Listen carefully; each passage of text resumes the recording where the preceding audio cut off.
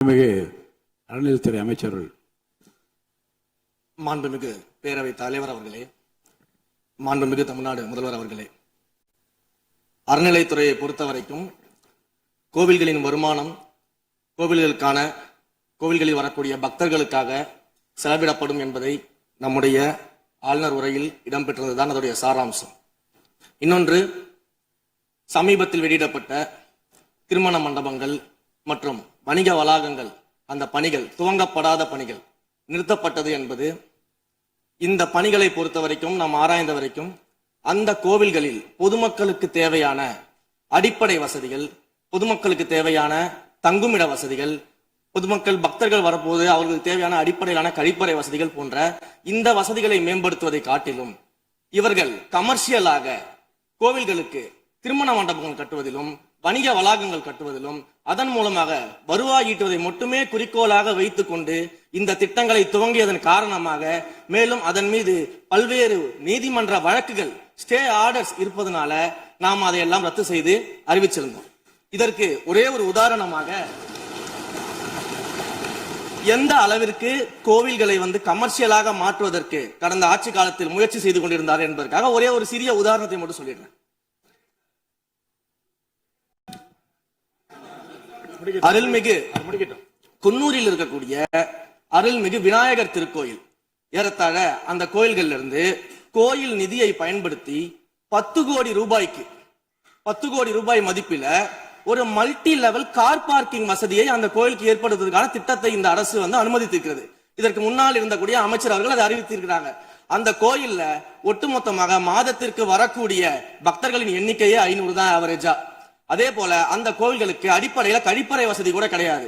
இது மட்டும் இல்ல, குன்னூர் மற்றும் உதகையை சுற்றி இருக்கக்கூடிய அனைத்து பகுதிகளிலும் இருக்கக்கூடிய 50 கோவில்கள்ல பேசிக்கா இருக்கக்கூடிய டாய்லெட் ஃபெசிலிட்டிஸ் கூட அங்க இருக்கக்கூடிய கோயில்களுக்கு கிடையாது. அப்படிப்பட்ட இடங்கள்ல கோயில் நிதியை பயன்படுத்தி எதற்காக மல்டி லெவல் கார் பார்க்கிங் தேவைப்படுது? அப்ப இது கமர்ஷியல் திட்டங்கள் இல்லையா? கோவில் நிதியை இப்படி கமர்ஷியலாக பயன்படுத்துவதற்கு எதிராக தான் நாம் இந்த திட்டங்களை எல்லாமே தடுத்து, இந்த திட்டங்கள் தேவையில்லை, அதற்கு பதிலாக நம்முடைய அரசாணையிலே வெளியிட்டிருக்கிறோம். மிக தெளிவாக கடைசி வரியை படித்து பார்த்தால் எல்லாருக்கும் தெரியும். இந்த கோவில் நிதியை பயன்படுத்தி கோவிலும் பக்தர்களும் பயன்படக்கூடிய வகையில மாற்று திட்டங்களை உருவாக்கும் வரியை நம்ம மென்ஷன் பண்ணியிருந்தோம். எந்த இடத்திலேயுமே மக்கள் பயன்படக்கூடிய கல்வி நிலையங்களையோ இல்ல இது போன்ற மருத்துவ வசதிகளையோ நாம செய்து தர மாட்டோம்னு சொல்லல. இன்னும் சொல்ல போனா, கடந்த 5 ஆண்டுகள்ல ஒன்றிய அரசின் நிதி உதவியோடு பழனியில பாத்தீங்கன்னா ஒரு சித்த மருத்துவமனை கட்டுவதற்கான நிதி உதவியை ஒன்றிய அரசு தருவதற்கு தயாராக இருந்தது. ஆனா கடந்த ஆட்சியில அந்த திட்டத்தை அப்படியே கிடப்புல போட்டுட்டு, கேட்டா ரெக்கரிங் செலவை எங்களால ஏத்துக்க முடியாது அப்படின்னு சொல்லி கிடப்புல போட்டு வச்சிருந்த இந்த திட்டத்தை நாம இன்றைக்கு கையில் எடுத்து அதை துவங்குவதற்கான ஆய்வில் இறங்கியிருக்கிறோம். அப்ப எந்த இடத்திலையுமே மக்கள் பயன்பெறக்கூடிய திட்டங்களை நாம தடுக்கவும் இல்லை, நாம யாருக்கும் பி டீமாக இருந்து வேலை செய்ய வேண்டிய அவசியமும் இல்லை. கோயில்களின் நிதியை ஒரு காலமும் கமர்ஷியலாக பயன்படுத்த வேண்டிய அவசியமும் மாண்புமிகு தமிழ்நாடு முதலமைச்சர் தலைமையிலான தமிழக வெற்றி கழகத்தின் ஆட்சிக்கு தேவையும் இல்லை. மாண்புமிகு உறுப்பினர் சேகர் பாபு. மாண்புமிகு பேரவைத் தலைவர் அவர்களே, இந்து சமய அறநிலைத்துறை கொடைகள் என்ற ஒரு சட்டம் இருக்கின்றது.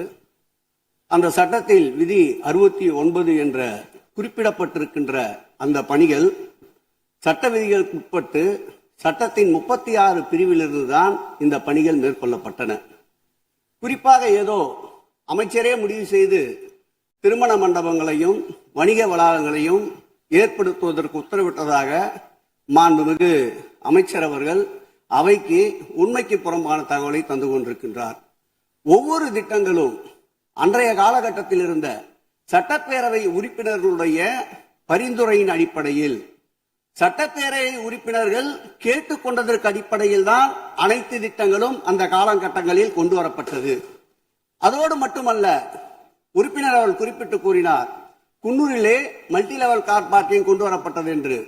அங்கே இருக்கின்ற 56 கோயில்களையும் நான் குன்னூரிலே 5 நாட்கள் ஊட்டியிலே முகாமிட்டு அனைத்து கோயில்களுக்கும் நேரடியாக சென்று ஆய்வு செய்தோம்.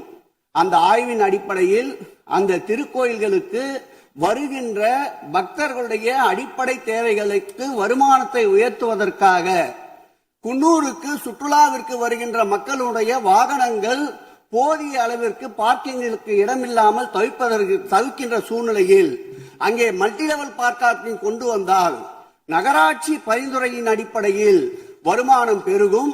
அந்த வருமானம் திருக்கோயில்களுடைய மேம்படுத்துகின்ற பணிகளுக்கு உதவும் என்பதற்காகத்தான் அந்த பணிகளை மேற்கொண்டோம் என்பதை மாண்புமிகு அமைச்சர் அவர்களுக்கு இப்போது யார்